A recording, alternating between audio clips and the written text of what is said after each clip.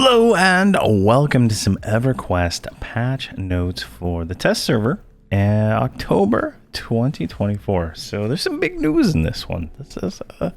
This one's exciting. I don't know how exciting, but it's pretty good. All right, so the highlights: new heritage crate, the Draken heritage crate is available. The PvP flag can now be disabled on non-PvP servers. I don't know how many characters I accidentally messed up early on in the game by giving that damn book to the priest of Discord, but now apparently you can get another book to get rid of that. Increase the experience gains for killing NPCs between levels 109 and 125. Now this sounds fantastic.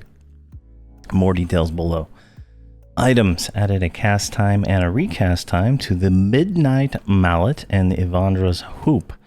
If you don't know what these are, there is a quest in the Thule Swamp that allows you to give a ruby to a troll, and she will give you one of these items, and I think a third item. And these are on TLP servers. They're pretty cool. The hoop is like a right click. It used to be instant cast, life tap. It was like 100-point life tap. 6 charges, and then the Midnight Mallet is a right-click slow thing that some tanks would use to get aggro in the classic era. But now they have a recast time and a cast time. Effectively, I think killing the items. We'll see what that goes, but it sounds like they're no longer going to be usable. Fixed an issue where equipment sets would not load augments correctly if augments were loaded before a piece of armor. This bug will occur one more time after the next server restart. The Argent Clockwork Boar saddle is no longer free storage. This mount can also be sold back to the Lady in the Tides of Time. Added backstab damage to the bestowed dagger. The heroic intelligence stat on the Terracotta Torque has been adjusted to bring it in line with its original intentions. I don't know if that's a nerf or an upgrade. Let's see here. Fixed an issue that allowed one or more augments of the same lore equipped group to be equipped. The aspect of the brood is now flagged as heirloom. Quests and events. Priest of Discord will now allow players to enable or disable PvP through the dialogue quest turn-in. Players who wish to enable PvP will need to turn in a Tome of Discord, while players who wish to disable will turn in a Note of Order. The Earring of the Ralos Zek quest line will now give appropriate recipes regardless of class at each step. Oasis of Jungle. Barrels will no longer defend themselves. Oasis of Jungle altered the boss activation so that the task should always be completable even if the steps are out of order. Broken Key of Swamps. Eggs killed by pets should now count towards progress. Oasis of Forest. This task should now execute properly if 2 skeleton pairs are in the random choice for the pre-boss NPCs. Interesting. Oasis Forest altered the damage and duration of the Howl of the Undying. I know they nerfed these like a few patches ago, but I guess they're still nerfing them. I have not noticed any issues for any of my characters running through any of those. There's a few of them where if you kill something or you activate something beforehand and you kill it, you get some broken quests. I got that early on, but not recently, so we'll see how that affects everything. Spells. The Veil of Alaris teleports can be purchased from Gruliaden if the character has completed the first pilgrimage quest. Alright.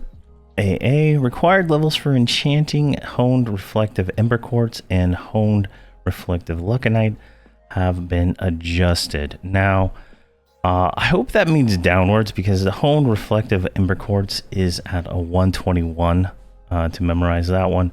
And I believe Honed was like in the 120s, because my enchanter that I use for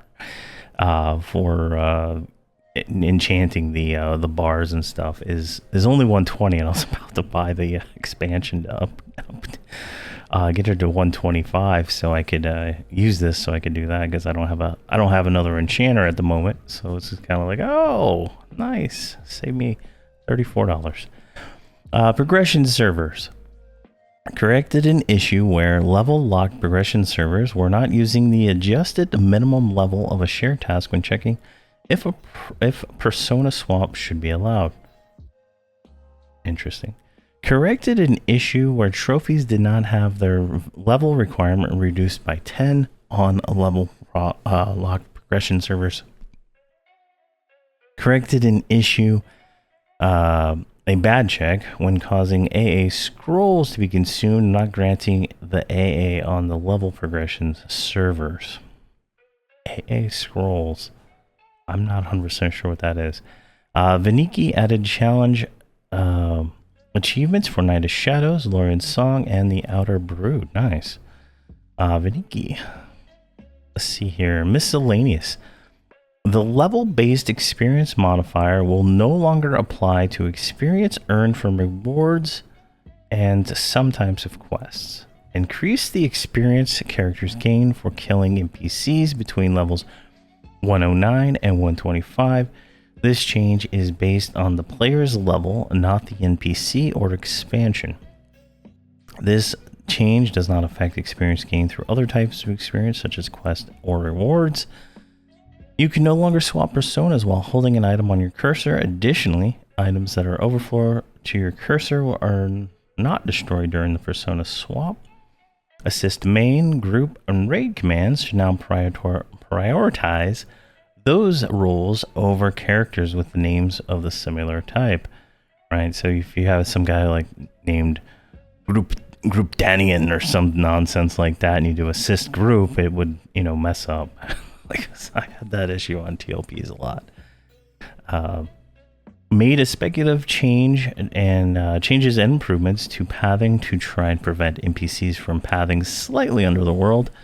Like early on in Lorian's Song, that was a bigger deal. I haven't had any of the NPCs do that in the recent months, and I've been doing a lot of Lorian's Song in the recent months. So, added several new loading screen tips, updated various chat messages when using the /beta command to be more accurate to use the system message chat filter.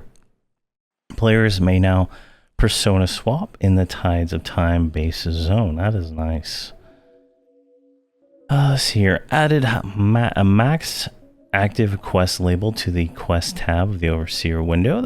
That's nice. That's something I've always wanted. So when you open up the Overseer window, you can probably actually see how many quests you got going on right now. Switching between full screen EQ window and other windows should using Alt Tab should work as expected on the primary display. That sounds fantastic.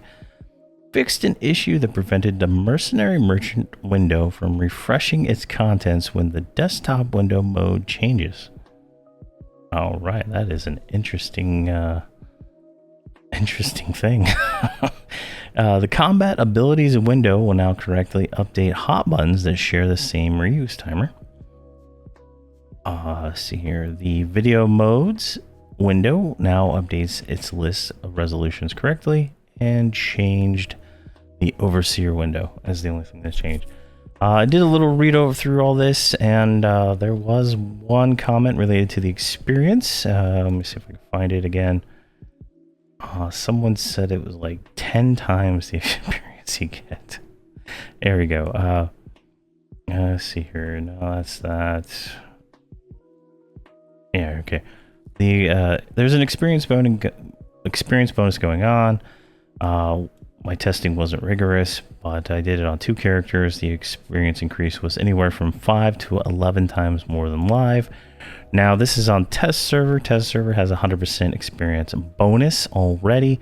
Added the 50% bonus. So we're looking at, this could be like a little bit more experience bonus than you would expect. Hopefully it's enough to get experience from kills in a nice manner. Now, we'll have to see whenever this goes live, what the final numbers and stuff are.